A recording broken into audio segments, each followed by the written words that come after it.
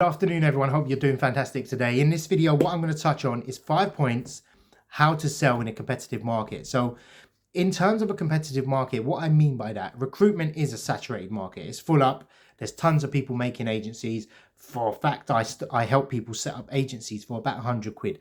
So there's a very low barrier to entry, high profit margins. So a lot of people are jumping into this space.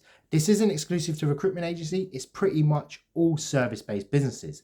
So for example, a marketing agency for small businesses, local, has been done to death. Social media marketing has been done to death. It's just a crowded space. So how do you stand out? Now, there's two things that help you stand out. One is competing on price. So you're either the cheapest. The second one is you've got to be different, which is why I always talk about having a niche. And I've read a lot of stories about people starting up their business and they all started with a small niche. You might look at them now and say, oh, they just do, finance and IT. I want to do finance and IT. But these companies started with a very, very small niche. So that's very important. So I'm going to break it down in 5 points, some advice that will help you on along the way so you don't have a slow start. You can go hit the market straight away. So number one thing is, like I said, competitive market. Anyone can set up a business selling a service. A service is, I can do it. That's literally what a service-based business is. There's not really too much around proof. So if I said, look, I want to set up an accountancy firm and I want to offer a monthly service to small businesses locally, I could set up a website. I don't need a qualification because I'm just a bookkeeper. And I can contact companies and say, I can do your accounts for you. If somebody says yes to me, then I've got my business. So it's very, very low barrier to entry.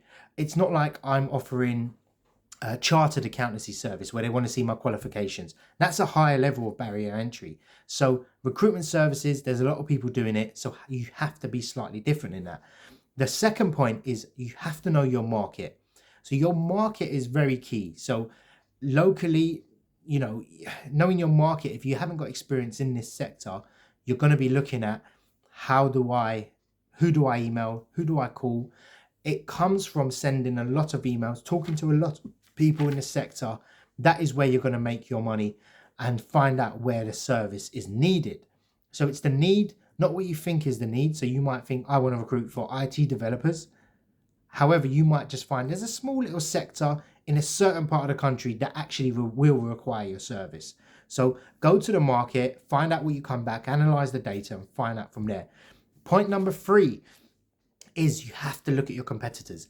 Your competitors will tell you everything. They will tell you 10 years of history, recruitment history, just by looking at their website. So if you're recruiting for accountants, let's say, you go onto a competitor's website, Google, accountants, recruitment in London, the top 3, analyze their websites. Have a look at them, see what they do. What do they advertise? What is their sales pitch? If they say the number one, SAP recruitment, or, it's a certain software they're always talking about, that's what you want to home in on. So do your market research on your competitors. Find out what they offer. If they've got one position for payroll and they've got 30 positions for a bookkeeper, you know that the bookkeeper is where the demand is for recruitment services. Don't confuse it with the market as such. So you might say, oh, hospitality is going to boom because lockdown's ending, or Christmas time drivers are going to be around because they need a lot of deliveries made. Don't look at the market, look at the recruitment market, the agency. Where is the demand? Where are the people that are really hard to find? So the companies have to use agencies. That's key. So don't get mixed up with the difference between the job market and the recruitment job market for agencies. It's very different. So you have to separate the two. A lot of it comes from experience, I'm not going to lie, but you can do research beforehand to do that. Now, point number 4 is a very cliche one, and I don't actually like saying this, but what is your value you're going to add to the company? So this is the part where I mentioned at the start, being different. So being different can be you having a longer rebate period. So the average rebate period, so the guarantee on a candidate, is 3 months in the UK. Most companies offer that. However, if you could offer a free replacement for that candidate as well as the rebate, is something I do. That could be something that's seen as an extra added value that nobody else does. That's being different. Another thing you can do is compete on price. So if you can somehow work out why you're cheaper. Now, this is a dangerous category because if you go too cheap, most companies will think, hold on a minute, it's way too cheap. I'm not interested in working with them.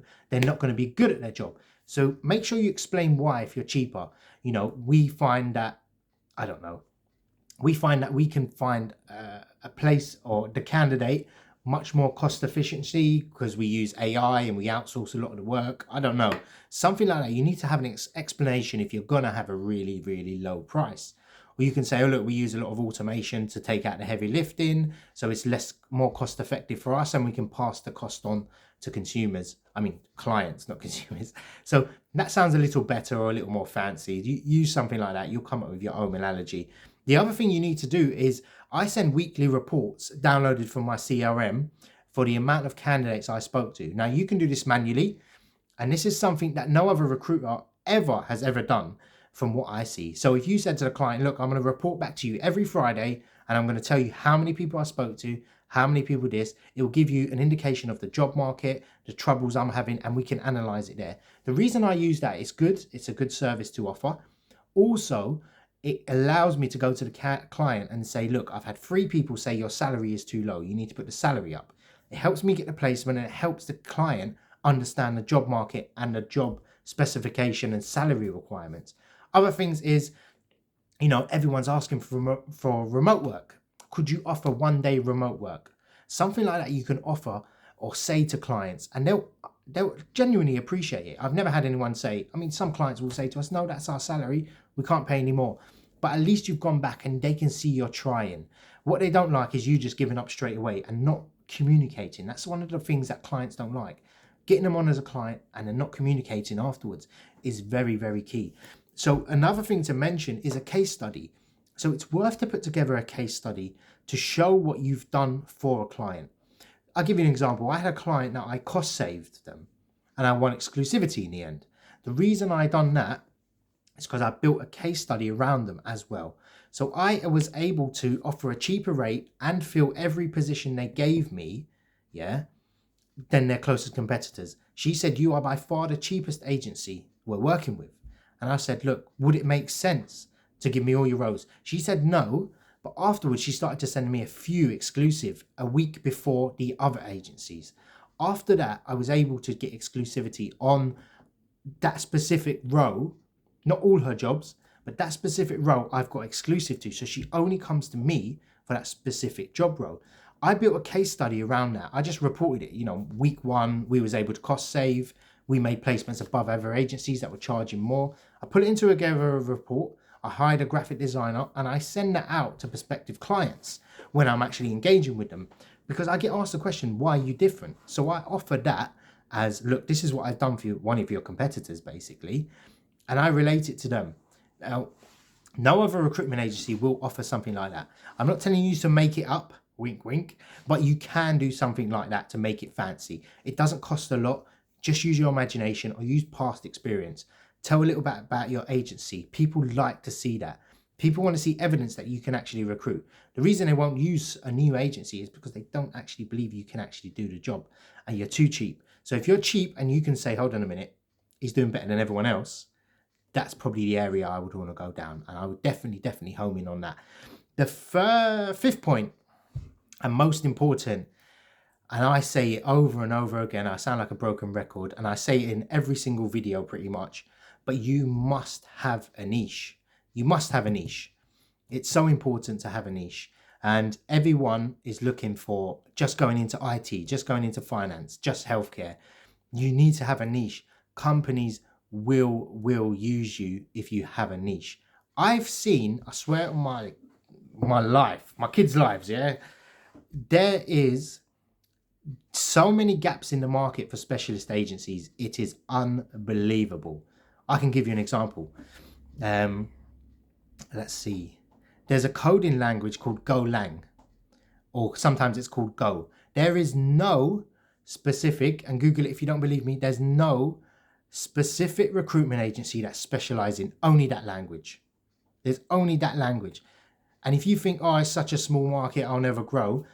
I know a smaller language where there's an agency with 80 staff and it's a market leader in that. They've got offices all over the country, and it took them 4 years to do it. So there are so many gaps. So you're probably thinking, oh, what am I going to be a niche? Be a niche in anything. Be a niche in mechanics that specialize in Volvos. Be a niche agency. You can build a desk after that.